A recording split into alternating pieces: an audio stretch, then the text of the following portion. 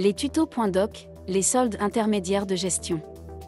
Les soldes intermédiaires de gestion sont généralement présentés sous forme de tableaux en annexe de vos comptes annuels.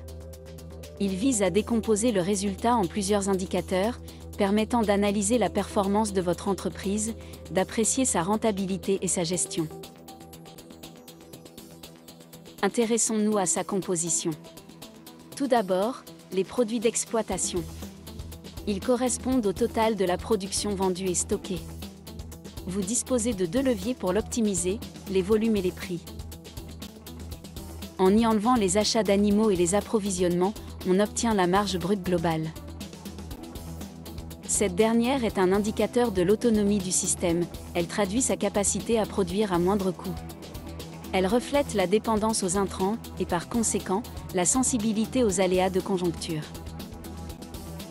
En calculant la marge brute globale, moins les services extérieurs, on obtient la valeur ajoutée.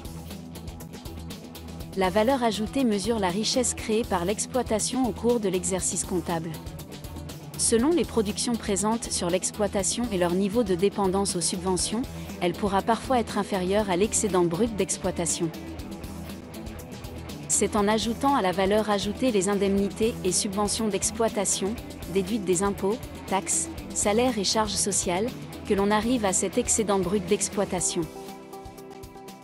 Appelé aussi EBE, cet indicateur mesure l'efficacité économique de l'exploitation et permet de la comparer à d'autres structures similaires.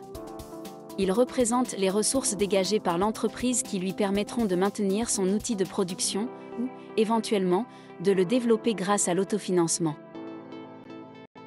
En soustrayant de l'EBE les amortissements, cela donne le résultat d'exploitation. Cet indicateur mesure la rentabilité de l'exploitation. Augmenter des produits financiers puis diminuer des charges financières, on obtient le résultat courant. C'est l'indicateur de mesure de la rentabilité de l'exploitation en ayant pris en compte tous les éléments financiers.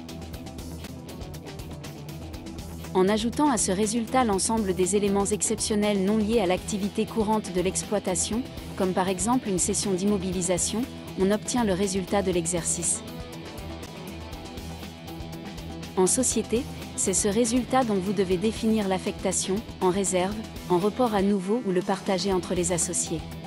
Attention, veillez à ce qu'il ne soit pas supérieur à la trésorerie dégagée si vous choisissez de le partager intégralement aux associés. C'est à partir de ce résultat que se calculeront votre résultat fiscal, et donc vos prélèvements obligatoires.